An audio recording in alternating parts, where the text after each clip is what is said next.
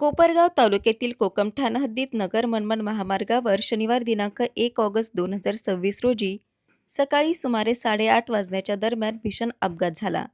या अपघातात दुचाकीवरून प्रवास करणाऱ्या एका 40 वर्षीय महिलेचा मृत्यू झाला असून ओव्हरटेक करण्याच्या प्रयत्नादरम्यान चारचाकी वाहनाचा दुचाकीला स्पर्श झाल्याने हा अपघात घडल्याची प्राथमिक माहिती मिळाली आहे.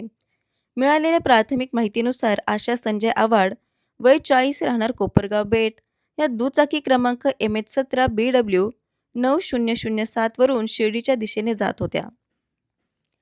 त्याच दिशेने जाणारे चारचाकी वाहन क्रमांक GJ10TX6758 ओव्हरटेक करत असताना वाहनाचा बाजूचा भाग दुचाकीला लागल्याचे समजते. या धडकेमुळे आशा आव्हाड यांचा दुचाकीवरील ताबा सुटून ते रस्त्यावर पडल्या. त्यानंतर त्या चारचाकी वाहनाच्या चाकाखाली आल्याने त्यांचा घटनास्थळीच मृत्यू झाला. घटनेची माहिती मिळताच कोपरगाव शहर पोलीस घटनास्थळी दाखल झाले. पोलिसांनी पंचनामा करून मृतदेह कोपरगाव ग्रामीण रुग्णालयात शवविच्छेदनासाठी पाठवला. या प्रकरणी पुढील कायदेशीर प्रक्रिया सुरू असून अपघाताचे नेमके कारण व अन्य बाबींचा तपास कोपरगाव शहर पोलीस करत आहेत. संवाद महाराष्ट्रासाठी रवी वाघडकर, कोपरगाव.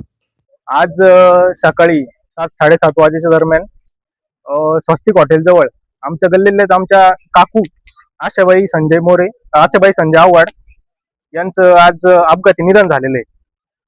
या निधनाला जबाबदार फक्त प्रशासन आणि नॅशनल हायवे ऑथॉरिटी हे दोनच डिपार्टमेंट जबाबदार आहे. याच्यापैकी 7-8 किलोमीटरचा हा रस्ता काल परवा अंचलगाव चौफुली जवळ ऍक्सिडेंट झाला. तिथं ऍक्सिडेंट झाला तर ती ट्रॅफिक सावळेर फाट्यापर्यंत गेली. तिथूनही ती ट्रॅफिक हे झाली नाही म्हणून आज ऍक्सिडेंट झाला. आज आमच्या गल्लीतल्या ज्या कुटुंबाच्या कर्तव्यरित्या होत्या, त्या संस्थांना कामाला चाललेल्या असताना त्यांचा ऍक्सिडेंट झाला. या गोष्टीला जबाबदार कोण? या गोष्टी थांबणार कधी? या कोपरगावात 2-2 आमदार असताना जर या रोडची इतकी बेकार आणि इतकी बेकार अवस्था झालेली आहे, त्याला जबाबदार कोण? आम्ही कोणाकडे दाद मागायची? किती वेळा आंदोलन करायचे? बेट नाक्यावरती रोड क्रॉस करायला लहान मुलं असतील, त्यानंतर वृद्ध व्यक्ती असतील, साधं स्कूटीवरून निघालं तरी गाडी स्लिप होण्याची भीती वाटते.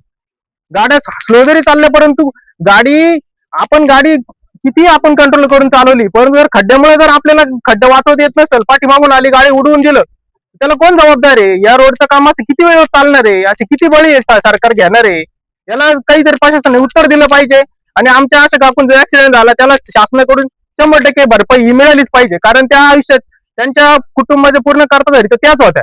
त्यांना भरपाई ही मिळाली पाहिजे आणि या गोष्टीची जबाबदारी नॅशनल हायवे ऑथॉरिटीने याची पूर्ण जबाबदारी घेतली पाहिजे, अशी आमची अपेक्षा आहे पूर्ण गावकऱ्यांकडे.